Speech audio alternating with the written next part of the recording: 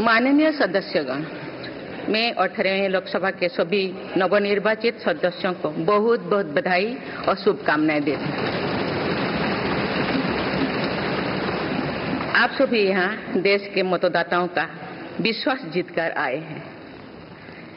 देश सेवा और जन सेवा का ये सौभाग्य बहुत कम लोगों को मिलता है। मुझे पूरा विश्वास है आप राष्ट्र प्रथम की भावना के साथ अपना दायित्व निभाएंगे, 140 करोड़ देशवासियों की आकांक्षाओं की पूर्ति का माध्यम बनेंगे। मैं श्री ओम बिरला जी को लोकसभा के अध्यक्ष की गौरवपूर्ण भूमिका के निर्वहन के लिए शुभकामनाएं देती हूँ। उनके पास सार्वजनिक जीवन का बहुत व्यापक अनुभव है। मुझे विश्वास है कि वे लोकतांत्रिक परंपराओं को अपने कौशल से नई ऊंचाई से देने में सफल होंगे। माननीय सदस्यगण, मैं आज कोटि-कोटि देशवासियों को की तरफ से भारत के चुनाव आयोग का भी आभार व्यक्त करती हूँ। ये दुनिया का सबसे बड़ा चुनाव था। करीब 64 करोड़ मतदाताओं ने उत्साह और उमंग के साथ अपना कर्तव्य निभाया है। इस बार भी महिलाओं ने बढ़ चढ़कर मतदान में हिस्सा लिया है। इस चुनाव की बहुत सुखद तस्वीर जम्मू कश्मीर में भी सामने आए हैं।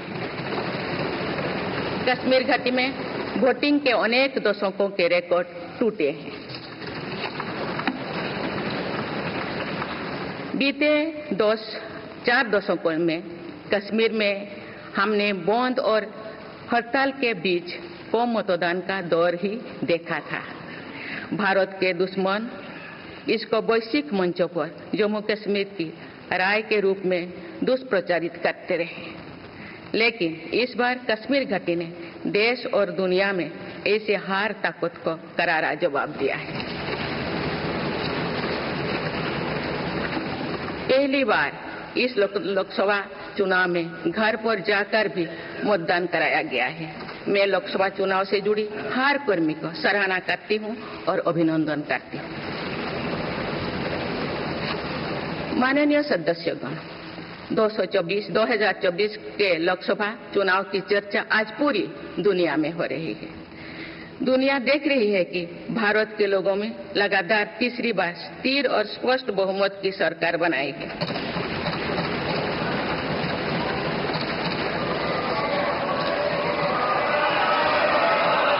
6 दशक बाद ऐसा हुआ है।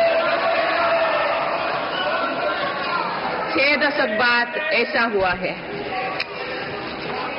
ऐसा समय में जो भारत के लोगों की आकांक्षाएं सर्वोच्च स्तर पर है, लोगों ने मेरी सरकार पर लगातार तीसरी बार भरोसा जताया है।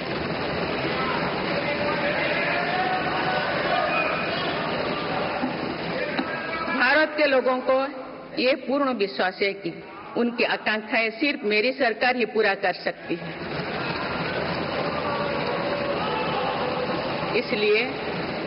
इसलिए 2024 का ये चुनाव नीति, नियत, निष्ठा और निर्णयों पर विश्वास का चुनाव रहा है। मजबूत और निर्णायक सरकार में विश्वास, सुशासन, स्थिरता और निरंतरता में विश्वास, ईमानदारी और कड़ी मेहनत में विश्वास, सुरक्षा और समृद्धि में विश्वास, सरकार की गारंटी और डिलीवरी पर विश्वास, विकसित भारत के संकल्प में विश्वास। मेरी सरकार ने 10 वर्षों से सेवा और सुशासन का जो मिशन जनाया है, ये उस पर मुहर है। ये जनादेश है कि भारत की विकसित बनाने का काम बिना रुके चलता रहे और भारत अपने लक्ष्यों की प्राप्ति करते रहे। माननीय सदस्यगण, 18वीं लोकसभा कई मायनों में एक ऐतिहासिक लोकसभा है। ये लोकसभा अमृतकाल के शुरुआती वर्षों में गठित हुई है। ये लोकसभा देश के संविधान को अपनाने के 75वें वर्ष की भी साक्षी बनेगी। मुझे विश्वास है कि इस लोकसभा में जन कल्याण के फसलों का नवीन अध्याय लिखा जाएगा। आगामी सत्र में मेरी सरकार अपने इस कार्यकाल का पहला बजट पेश करने जा रही है। ये बजट सरकार की दूरगामी नीतियों और फ्यूचरिस्टिक विजन का एक प्रभावी दस्तावेज होगा। इस बजट में बड़े आर्थिक और सामाजिक निर्णयों के साथ ही अनेक ऐतिहासिक कदम भी देखने को मिलेंगे। भारत के तेज विकास की जन आकांक्षाओं का पूरा करने के लिए रिफॉर्म्स की गति अब और तेज की जाएगी। मेरी सरकार का मत है कि दुनिया भर में निवेशकों को आकर्षित करने के लिए राज्यों में स्वस्थ स्पर्धा हो। यही कॉम्पिटिटिव कोऑपरेटिव फेडरलिज्म की सच्ची स्पिरिट है। राज्यों के विकास से देश का विकास, इसी भावना के साथ हम आगे बढ़ते रहेंगे। माननीय सदस्यगण, रिफॉर्म, परफॉर्म और ट्रांसफॉर्म के संकल्प ने आज भारत को दुनिया की सबसे तेजी से बढ़ने वाली अर्थव्यवस्था बना दिया है। 10 साल में भारत 11वें नंबर की अर्थव्यवस्था से ऊपर उठकर 5वें नंबर पर पहुंचा है। साल 2021 से लेकर साल 2024 के बीच भारत में औसतन 8% की रफ्तार से विकास किया है और ये ग्रोथ सामान्य समय में नहीं हुई है। बीती वर्षों में हमने 100 साल की सबसे बड़ी आपात देखी। वैश्विक महामारी के कालखंड और विश्व के अलग अलग कोने में चल रही संघर्षों के बावजूद भारत ने ये विकास दर हासिल की है। ये बीते 10 साल के रिफॉर्म्स और राष्ट्रहित में के लिए किए गए फैसला के कारण संभव है। आज भारत अकेले ही दुनिया की ग्रोथ में 15% का योगदान दे रही है।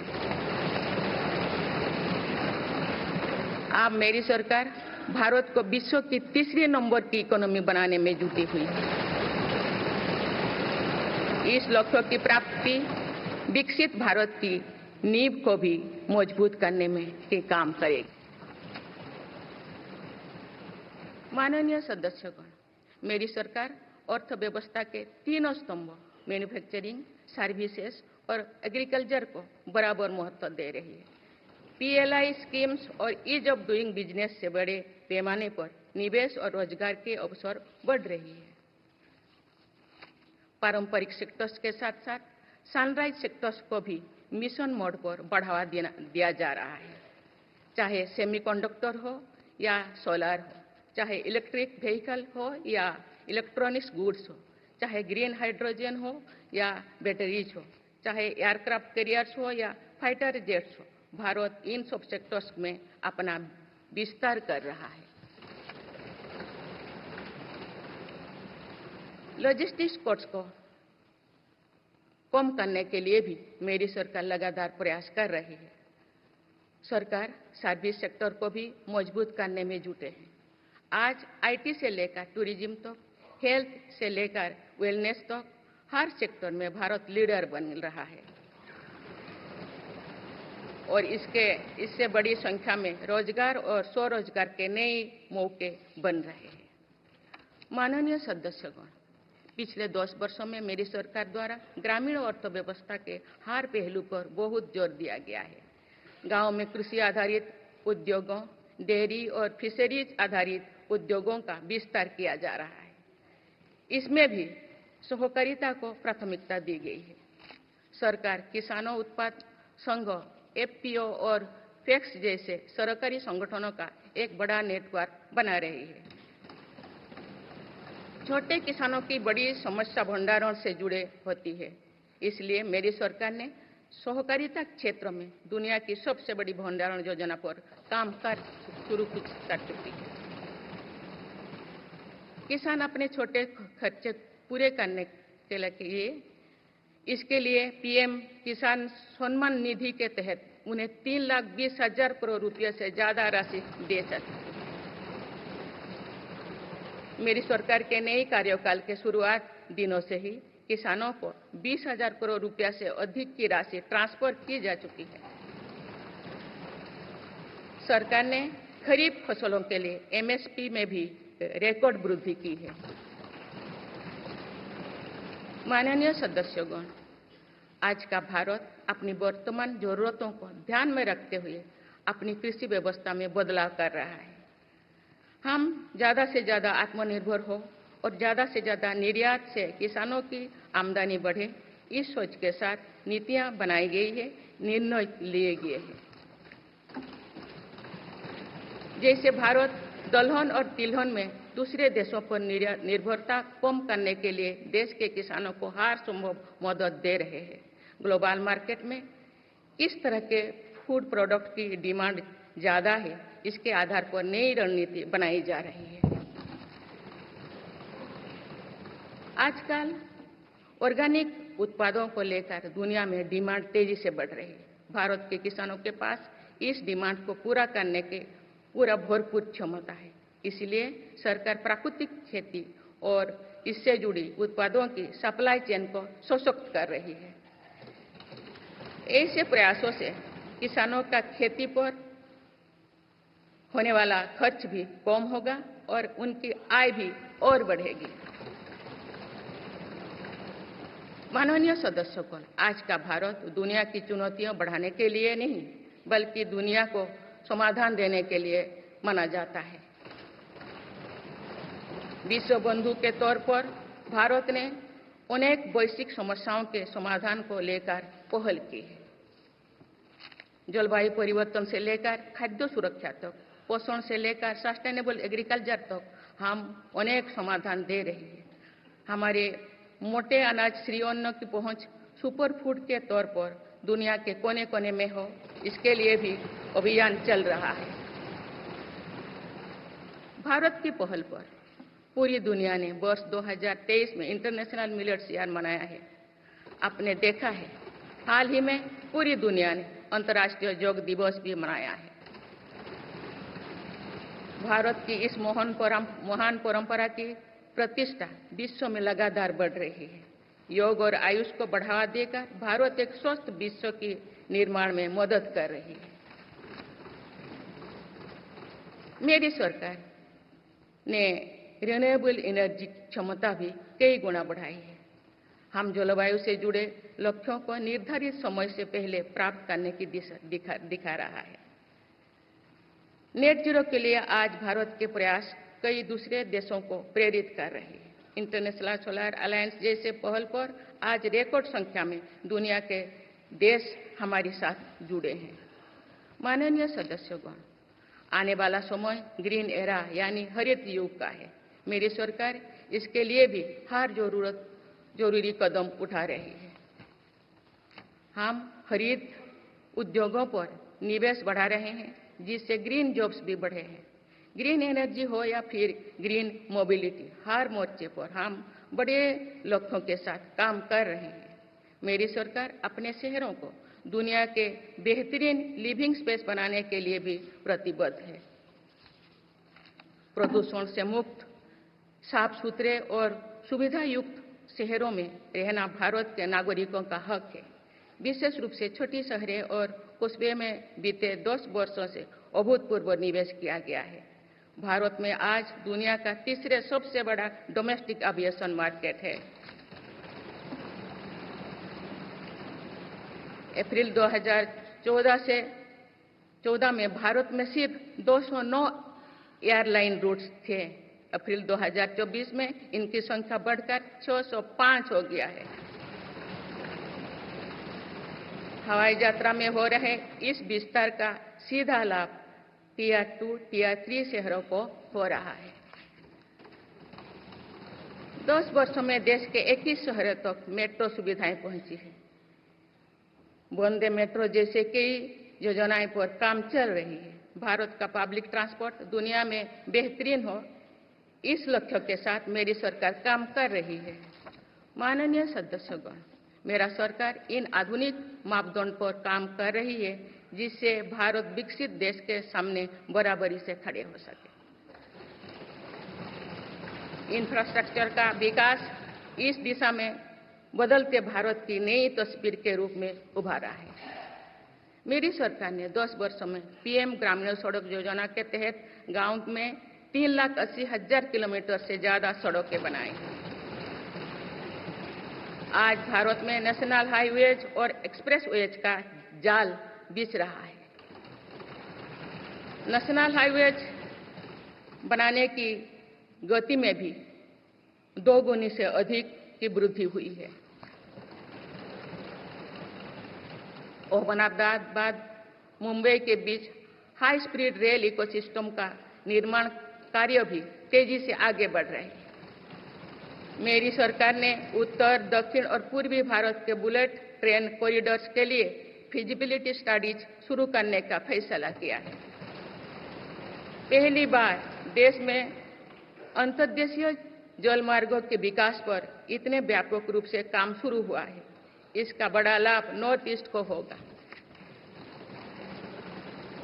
मेरी सरकार ने नॉर्थ ईस्ट के विकास के लिए 10 वर्षों में आवंटन में 4 गुना से अधिक की वृद्धि की है। सरकार इस क्षेत्र को एक्ट ईस्ट पॉलिसी के तहत स्ट्रेटेजिक गेटवेज बनाने के लिए काम कर रही है।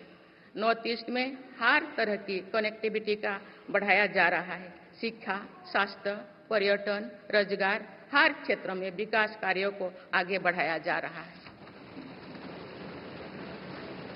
असम में 27,000 करोड़ रुपया की लागत से सेमीकंडक्टर प्लांट बनाया जा रहा है, यानी north east made in India chips को भी सेंटर होने वाला है।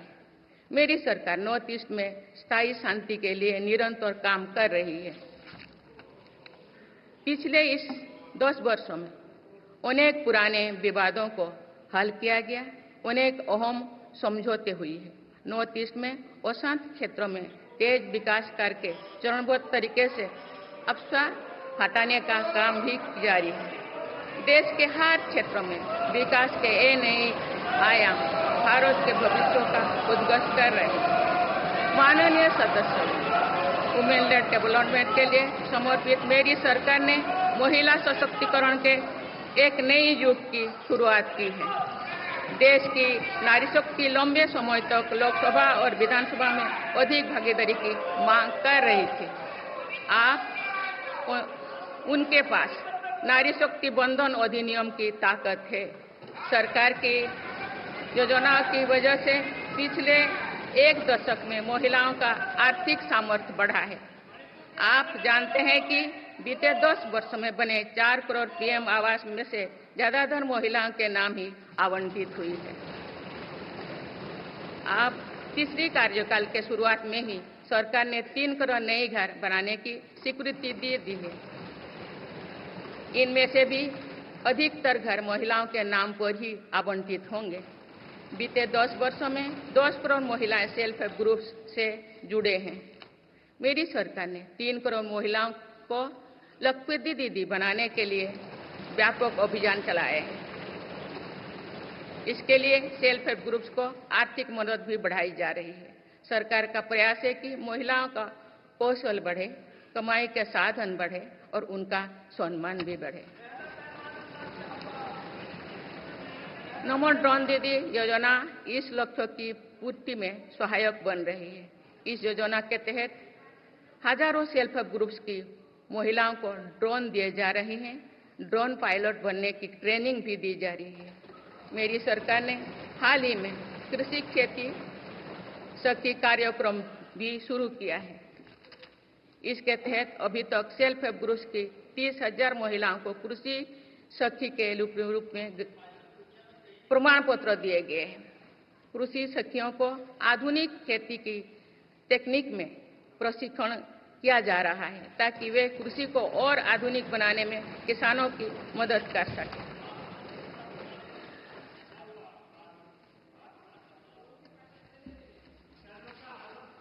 माननीय सदस्यगण, मेरी सरकार का ये भी प्रयास है कि महिलाएं अधिक से अधिक बचत कर सकें। बैंक खातों में जमा राशि पर बेटियों को ज्यादा ब्याज देने वाला सुकन्या समृद्धि योजना की लोकप्रियता से हम परिचित हैं। मुफ्त राशन और सस्ते गैस सिलेंडर की योजना से महिलाओं को बहुत लाभ हो रहा है। अब मेरी सरकार बिजली का बिल जीरो करने और बिजली बेचकर कमाई करने की योजना भी लाई है। पीएम सूर्यघर मुफ्त बिजली योजना के तहत घर की छत पर सोलर पैनल लगाए जा रहे हैं। इसके लिए मेरी सरकार प्रति परिवार 78,000 रुपया तक की मदद कर रही है। इतने कम समय में 1 करोड़ से ज्यादा परिवार इन योजना में रजिस्टर कर चुके हैं। जिन घरों में सोलर पैनल लग चुके हैं, अब वहां बिजली का बिल जीरो हो गया है। माननीय सदस्यगण, विकसित भारत का निर्माण तभी संभव है जब देश के गरीब, युवा, नारी शक्ति और किसान सशक्त होंगे। इसलिए मेरी सरकार की योजनाओं में सर्वोच्च प्राथमिकता इन्हीं 4 स्तंभों को दी जा रही है। हमारी कोशिश इन तो हर सरकारी योजना का लाभ पहुंचाने की है और यही सैचुरेशन को की अप्रोच भी है। जो भारत इस इच्छा शक्ति के साथ काम कर रही है कि सरकारी योजना से एक भी व्यक्ति छूटे नहीं, तो इसका लाभ सभी को होता है। सरकार की योजनाओं एवं सैचुरेशन अप्रोच के कारण ही 10 वर्षों में 25 करोड़ भारतीय गरीबी से बाहर निकले। इसमें अनुसूचित जाति, अनुसूचित जनजाति, पिछले वर्ग, हर समाज, हर क्षेत्र के परिवार है। 10 वर्षों में लास्ट माइल डिलीवरी पर फोकस ने इन वर्गों का जीवन बदल दिया है। विशेषकर आदिवासी समाज में ये बदलाव और भी स्पष्ट नजर आ रहा है। 24,000 करोड़ रुपया से अधिक की पीएम जनमन जैसी योजना आज अति पिछड़े जनजातीय समूह के उत्थान का माध्यम बन रही है। सरकार पीएम सूरज पटल के माध्यम से वंचित वर्गों तक आजीविका के अवसरों को पहुंचाने के लिए सुलभ ऋण भी उपलब्ध करा रही है। मेरी सरकार दिव्यांग भाइयों और बहनों के लिए किफायती और स्वदेशी सहायक उपकरण विकसित कर रही है। देश भर में प्रधानमंत्री दिव्यांशा केंद्रों का भी विस्तार किया जा रहा है। वंचितों की सेवा का ये संकल्प ही सच्चा सामाजिक न्याय है।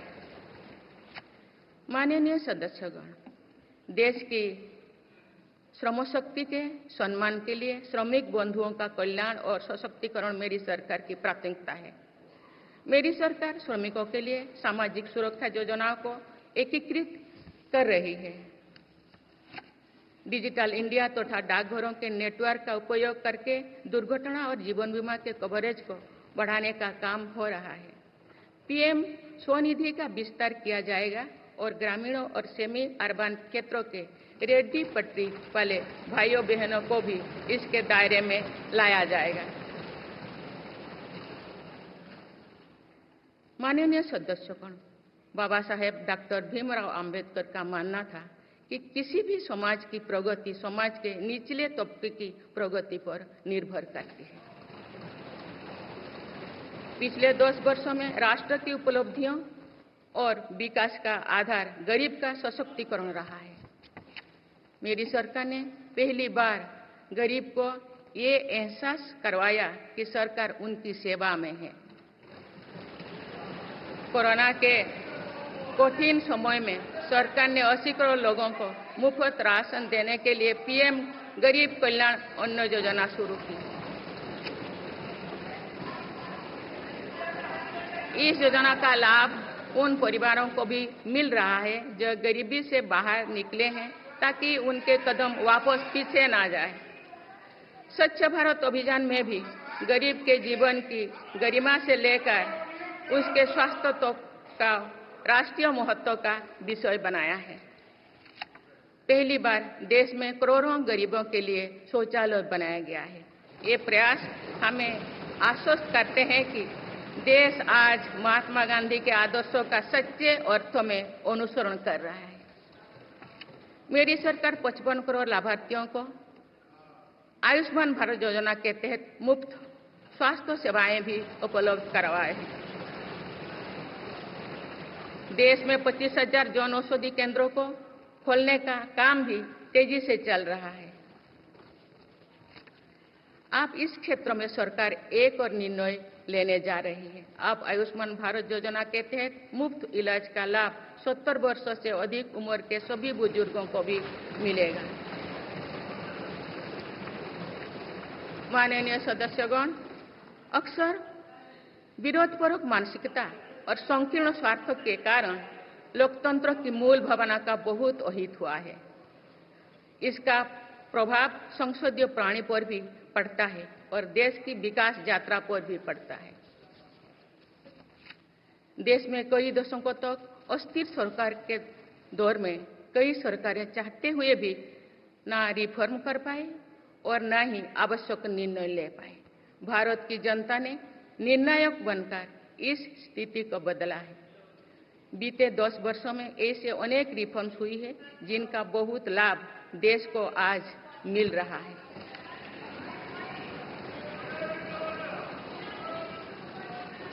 जब ये रिफॉर्म्स किए जा रहे थे तो भी इनका विरोध किया गया था। नकारात्मकता फैसले की कोशिश की गई थी, लेकिन ये सारे रिफॉर्म्स समय की कसौटी पर खरे साबित हुए हैं। 2 साल पहले भारत के बैंकिंग सेक्टर को डूबने से बचाने के लिए सरकार ने बैंकिंग रिफॉर्म्स किए, आईबीसी जैसी कानून बनाए। आज इन्हीं रिफॉर्म्स ने भारत के बैंकिंग सेक्टर को दुनिया के सबसे मजबूत बैंकिंग सेक्टर में से एक बना लिया है। हमारे सार्वजनिक क्षेत्रों के बैंक आज मजबूत और लाभदायक है। सार्वजनिक क्षेत्रों के बैंकों के लाभ 2023-24 में 1.4 लाख करोड़ रुपये को पार कर गया, जो पिछले वर्षों की तुलना में 35% अधिक है। हमारे बैंकों की मजबूती उन्हें ऋण आधार का विस्तार करने और राष्ट्र के आर्थिक विकास में योगदान करने के लिए सक्षम बनाती है। सरकारी बैंकों का एनपीए भी लगातार कम हो रही है। आज एसबीआई रिकॉर्ड मुनाफे पर है। आज एलआईसी पहले से कहीं अधिक मजबूत है। आज एचएएल भी देश की डिफेंस इंडस्ट्री को ताकत दे रही है। आज जीएसटी भारत की इकोनॉमी को फॉर्मलाइज करने का, व्यापार कारोबार को आसान बनाने का माध्यम बना रहे हैं। अप्रैल महीने में पहली बार जीएसटी कलेक्शन ने 2 लाख करोड़ रुपए का स्तर पार कर गया है। इससे राज्यों की आर्थिक ताकत भी बढ़ी है। डिजिटल इंडिया और डिजिटल पेमेंट्स के प्रति भी आज पूरा विश्व आकर्षित हो रही है। माननीय सदस्यगण, एक सशक्त भारत के लिए हमारे सैन्य बलों में आधुनिकता जरूरी है। युद्ध की स्थिति में हम सर्वश्रेष्ठ रहें, इसके लिए सेनाओं में रिफॉर्म्स की प्रक्रिया निरंतर जारी रहनी चाहिए। इसी सोच के साथ मेरी सरकार ने बीते 10 वर्षों में डिफेंस सेक्टर में अनेक रिफॉर्म्स किए हैं।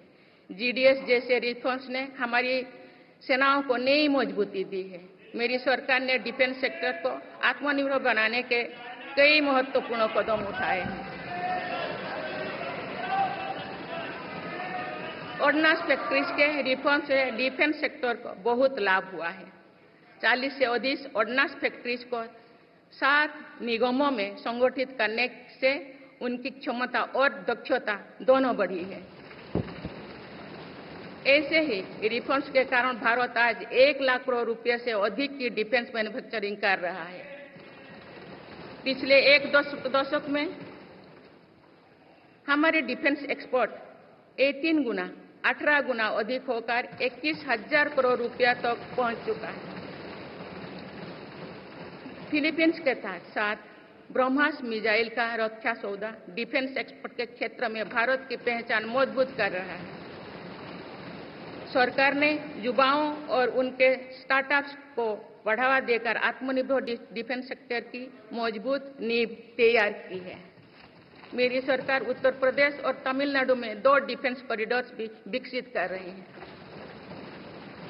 हम सभी के लिए एक खुशी की बात है कि पिछले वर्ष हमारी सैन्य जरूरतों की लगभग 70% खरीद भारतीय उद्योगों से ही की गई है। हमारी सेनाओं ने 500 से अधिक सैन्य साजो सामान को विदेशों में नहीं मंगाना तय किया है। ये सभी हथियार और उपकरण अब सिर्फ भारतीय कंपनियों से ही खरीद की जाएगी। मेरी सरकार ने सैनिकों के हितों को भी हमेशा प्राथमिकता दी है। तभी 4 दशक के बाद वन रैंक वन पेंशन को लागू किया गया है। इसके तहत अब तक 1,20,000 करोड़ रुपया दिए जा चुके हैं। शहीद सैनिकों के सम्मान के लिए सरकार ने कर्तव्य पथ के एक छोर पर नेशनल वॉर मेमोरियल की स्थापना भी की है। ये प्रयास केवल वीर जवानों के प्रति कृतज्ञ राष्ट्र का नमन ही नहीं है, बल्कि राष्ट्र प्रथम की अनवरत प्रेरणा का स्रोत भी है। माननीय सदस्यगण, मेरी सरकार देश के हर युवा को बड़े सपने देखने और उन्हें साकार करने के लिए जरूरी माहौल बनाने में जुटी है। बीते 10 वर्षों में ऐसे हर अवरोध को हटाया गया है जिसके कारण युवाओं को परेशानी थी। पहले अपने ही प्रमाण पत्रों को अटेस्ट करने के लिए युवाओं को भटकना पड़ता था। अब युवा सेल्फ अटेस्टेड करने का काम कर रहे हैं। केंद्र सरकार की ग्रुप सी, ग्रुप डी भर्तियों से इंटरव्यू को खत्म किया गया है। पहले जो विद्यार्थी सिर्फ भारतीय भाषा में पढ़ाई करते थे, उनके साथ अन्याय की जाती थी। मेरी सरकार ने नई राष्ट्रीय शिक्षा नीति लागू कर इस अन्याय को दूर करने के लिए कदम उठाए हैं। युवाओं को अब भारतीय भाषा में इंजीनियरिंग की पढ़ाई का विकल्प भी मिला है। विगत 10 वर्ष में देश में 7 नई IIT, 16 ट्रिपल IIT, 7 IIM, 15 नए एम्स, 315 मेडिकल कॉलेज और 390 विश्वविद्यालय स्थापित किया गया है। मेरी सरकार इन संस्थानों को और मजबूत बनाकर आवश्यकता के अनुसार इनकी संस्था को भी बढ़ाएंगे। सरकार एक डिजिटल विश्वविद्यालय बनाने की दिशा में भी काम कर रही है। अटल टिंकरिंग लैब्स, स्टार्टअप इंडिया और स्टैंडअप इंडिया जैसे अभियान हमारे युवाओं का सामर्थ्य बढ़ा रहे हैं। इन्हीं प्रयासों से आज भारत दुनिया का तीसरा सबसे बड़ा स्टार्टअप इकोसिस्टम बन चुका है। माननीय सदस्यगण, सरकार का ये निरंतर प्रयास है कि देश के युवाओं को अपनी प्रतिभा दिखाने का उचित अवसर मिले। सरकारी भर्ती हो या फिर परीक्षाएं, सुनिए, परीक्षाएं किसी भी कारण से इनमें रुकावट आए, ये उचित नहीं है। इनमें शुचिता और पारदर्शिता बहुत जरूरी है। हाल ही में कुछ परीक्षाओं में हुई पेपर लीक की घटनाओं की निष्पक्ष जांच और दोषियों को कड़ी से कड़ी सजा दिलवाने के लिए मेरी सरकार प्रतिबद्ध है। इससे पहले भी हमने देखा है कि कई राज्यों में पेपर लीक की घटनाएं होती रही है। इस पर दलीय राजनीति से ऊपर उठकर देशव्यापी ठोस उपाय करने की जरूरत है। संसद ने भी परीक्षा में होने वाली गड़बड़ियों के विरुद्ध एक सख्त कानून बनाया है। मेरी सरकार परीक्षाओं से जुड़ी संस्थाओं, उनके कामकाज के तरीके, परीक्षा प्रक्रिया सभी में बड़ी सुधार करने की दिशा में काम कर रही है। माननीय सदस्यगण, मेरी सरकार ने युवाओं की राष्ट्र निर्माण में भागीदारी और बढ़ाने के लिए मेरा युवा भारत माय भारत अभियान की शुरुआत भी की है। इसमें अब तक 1.5 करोड़ से अधिक युवाओं का पंजीकरण हो चुका है। इस पहल से युवाओं में नेतृत्व कौशल और सेवा भावना का बीजारोपण होगा। आज हमारे युवाओं को खेलों में भी आगे बढ़ने के नए अवसर मिल रहे हैं। मेरी सरकार के प्रभावी प्रयासों का परिणाम है कि भारत के युवा खिलाड़ी वैश्विक मंचों पर रिकॉर्ड संख्या में मेडल्स जीत रहे हैं। कुछ ही दिनों बाद पेरिस ओलंपिक्स में भी शुरू होने वाले जा रहे हैं। ओलंपिक्स में देश का प्रतिनिधित्व करने वाले हर खिलाड़ी पर हमें गर्व है। मैं उन्हें अपनी शुभकामनाएं देती हूं। इन उपलब्धियों को और आगे ले जाने के लिए भारतीय ओलंपिक संघ 2036 ओलंपिक्स खेलों की मेजबानी की तैयारी भी कर रही है। माननीय सदस्यगण, जुलाई की 1 तारीख से देश में भारतीय न्याय संहिता भी लागू हो जाएगी।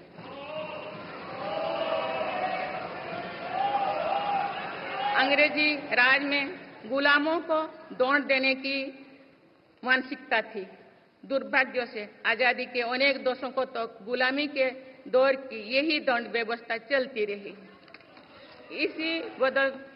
इसे बदलने की चर्चा अनेक दशकों से की जा रही थी, लेकिन ये साहस भी मेरी सरकार ने ही करके दिखाए हैं। अब दंड के जगह न्याय को प्राथमिकता होगी, जो हमारे संविधान की भी भावना है। इन नई कानूनों से न्याय प्रक्रिया में तेजी आएगी। आज जो देश अलग अलग क्षेत्रों में गुलामी की मानसिकता से मुक्त पा रहे हैं, तो ये उस दिशा में बहुत बड़ा कदम है और ये हमारे स्वतंत्रता सेनानियों की सच्ची श्रद्धांजलि भी है। मेरा सरकार ने सीएए कानून के तहत शरणार्थियों को नागरिकता देना शुरू कर दिया है। इससे बंटवारे से पीड़ित अनेक परिवारों के लिए सम्मान का जीवन जीना तय हुआ है। जिन परिवारों को सीएए के तहत नागरिकता मिली है, मैं उनके बेहतर भविष्य की कामना करती हूँ।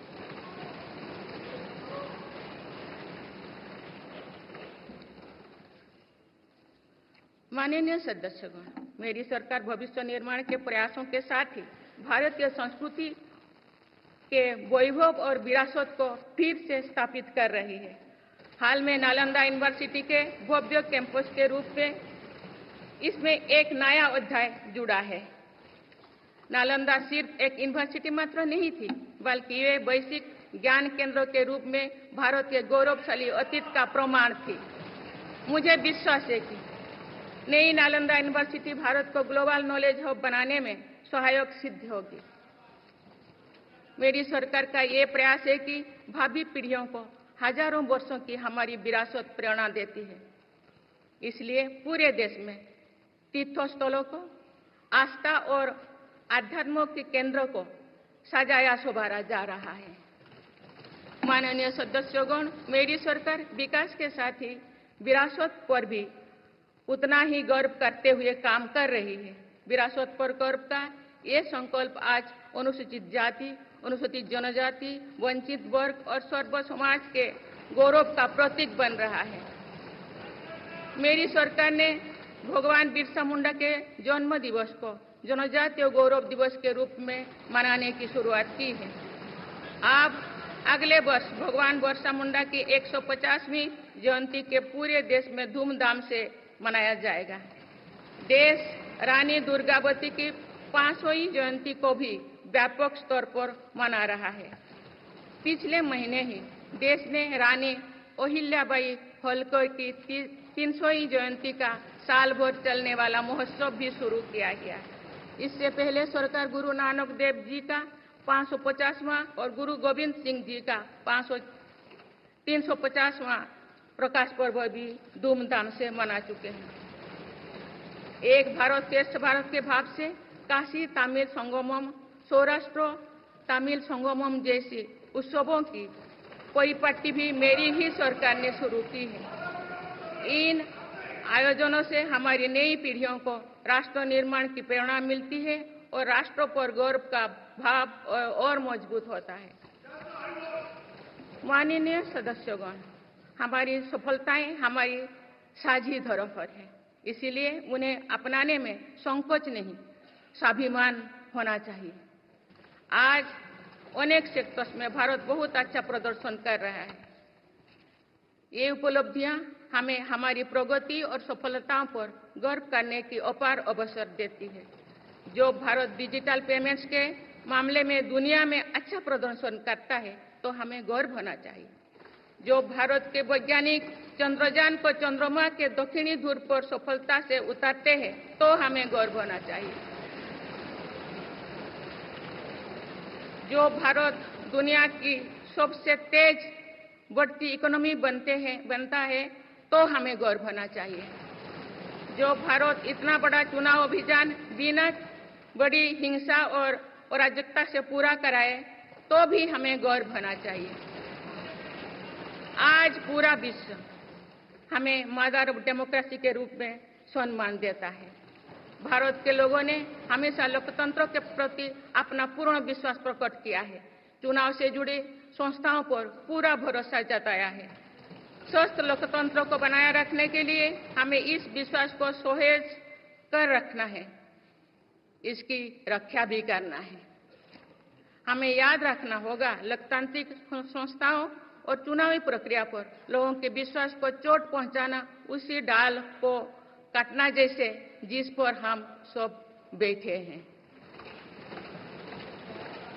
हमारे लोकतंत्रों की विश्वसनीयता को ठेस पहुंचाने की हर कोशिश की सामूहिक आलोचना होना चाहिए। हम सभी को वो दौर याद है जो बैलेट पेपर छीन लिया जाता था, लूट लिया जाता था। मतदान प्रक्रिया को सुरक्षित बनाने के लिए ईवीएम को अपनाने का फैसला किया गया था।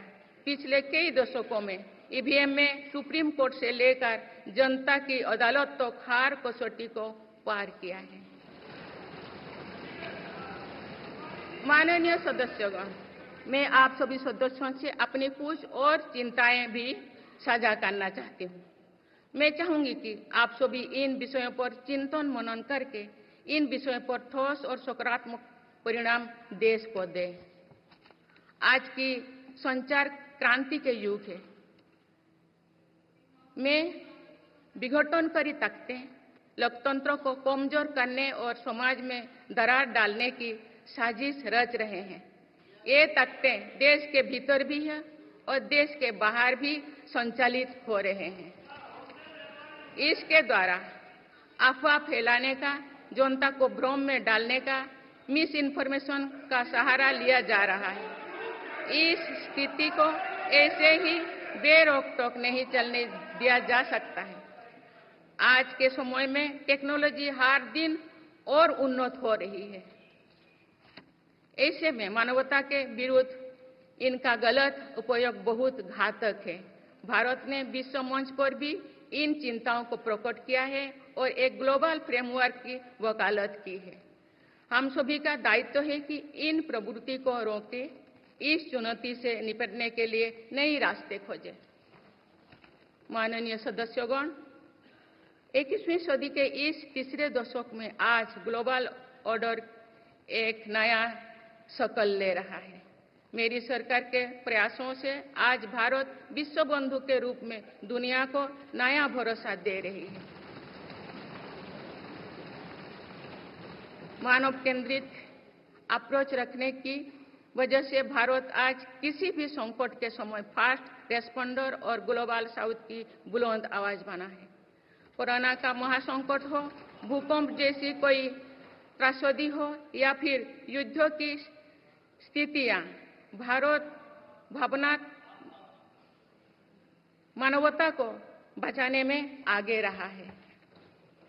भारत को देखने का विश्व का नजरिया कैसे बदला है, ये इताली में हुई G7 समिट में भी हम सभी ने अनुभव किया है। भारत ने अपनी G20 अध्यक्षता के दौरान भी विश्व को अनेक मुद्दों पर एकजुट किया है। भारत की अध्यक्षता के दौरान ही अफ्रीकन यूनियन को G20 का स्थायी सदस्य बनाया गया है। इससे अफ्रीका महाद्वीप के साथ साथ पूरे ग्लोबल साउथ का भरोसा मजबूत हुआ है। नेबरहुड फर्स्ट पॉलिसी में चलते हुए भारत ने पड़ोसी देशों के साथ अपने रिश्तों को मजबूत किया है। 7 पड़ोसी देशों के नेताओं का 9 जून को केंद्रीय मंत्रिपरिषद के शपथ ग्रहण समारोह में भाग लेना मेरी सरकार की इस प्राथमिकता दर्शाते हैं। भारत सबका साथ सबका विकास की भावना के साथ इंडो पैसिफिक क्षेत्रों के देश के साथ भी सहयोग बढ़ा रही है। पूर्वी एशिया हो या फिर मिडिल ईस्ट और यूरोप, मेरी सरकार कनेक्टिविटी पर बहुल बल दे रही है। भारत के विजन ने ही India Middle East Europe economic corridor को आकार देना शुरू किया है। ये कॉरिडोर 21वीं सदी के सबसे बड़ी गेम चेंजर में एक सिद्ध होगा। माननीय सदस्यगण, आने वाला कुछ महीने में भारत एक गणतंत्र के रूप में 75वें वर्ष पूरी करने जा रहे हैं। भारत का संविधान बीते दशकों में हर कसौटी पर खरा उतरा है। जब संविधान बन रहा था तो भी दुनिया में ऐसे ताकतें थे जो भारत के असफल होने की कामना कर रही थी। देश में संविधान लागू होने के बाद भी संविधान पर अनेक बार हमले हुए हैं। आज 27 जून है। 25 जून 1975 को लागू हुआ आपातकाल संविधान पर सीधे हमले का सबसे बड़ा और काला अध्याय था।